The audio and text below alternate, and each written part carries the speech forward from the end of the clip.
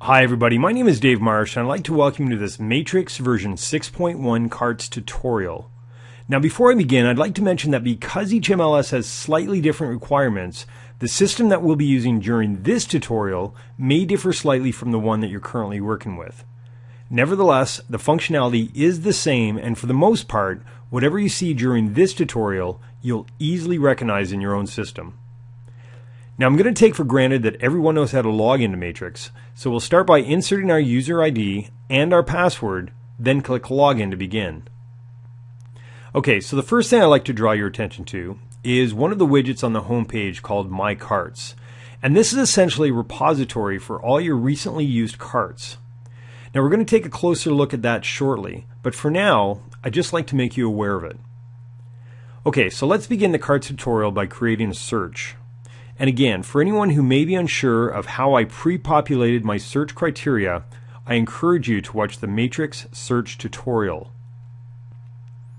In the meantime, let's assume I have 3 clients, each looking for active, single-family, residential properties for sale in the Fairfield area for between $200,000 and $300,000 with 3+ bedrooms and 2+ bathrooms. So we can see with our search criteria that we currently have 297 matches. Okay, so I'm going to click on the results, and this will take us to our search results section. Alright, so at this point, I'd like to discuss the origin and the purpose of carts. When an agent first creates a new contact, a cart is automatically generated as well. And these client carts are essentially used to help organize listings from any number of searches into one convenient location for the agent. In a nutshell, think of carts as an internal workspace that allows you to add listings from any result set. Let's demonstrate this by selecting 3 of these listings for my client, Mr. Weiser, and begin by adding them to his cart. And we'll do this by clicking the Cart tab on the button bar, then choosing Mr. Weiser from the drop-down list. And in this particular case, you can see that Bud currently has no listings in his cart.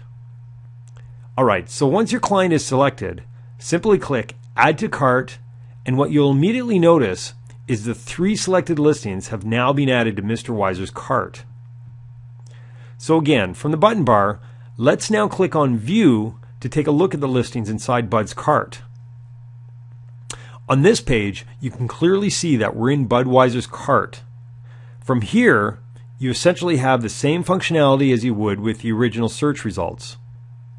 One thing worth mentioning, however, is when you create an auto email from a cart, only the specific cart listings are monitored, not the search criteria. The auto email recipient will only be notified if there are any changes, for example, to the listing price, status, or remarks. If new listings are added to the cart after an auto email has already been created, a new auto email should be created to include these new listings. Okay, so let's cancel out of this and click on Original Results to return to our initial results set.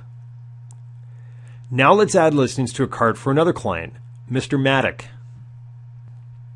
At this point, it's important to mention that we could add to this cart from any search. For the sake of this tutorial, however, I'm only choosing to use listings from the same search.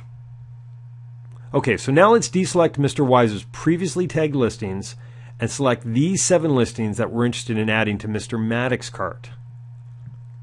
Okay, so now with our new listing selected, let's select Mr. Maddock in the drop-down list and add these listings to his cart. So with auto still selected, I'll open up his cart, and we see that 2 of those listings have previously been emailed to him. Now, since there's no sense in sending him the same listings twice, let's remove these listings from his cart and we'll email the other 5 at a later date. Okay, so now let's return to the original results set again, and we'll add more listings to a third cart, Miss Perman. Once again, let's clear out our previously selected listings. And again, I'm going to select 5 listings and this time place them in Miss Perman's cart.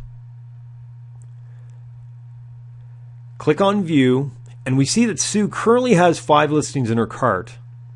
Now let's say that we just realized that this listing would be perfect for Mr. Maddock.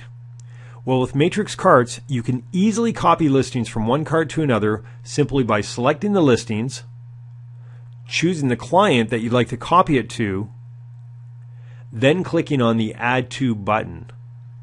And voila, Mr. Automatic now has 6 listings in his cart. Okay, so if you remember at the beginning of this tutorial, we saw on the home page a widget called My Carts.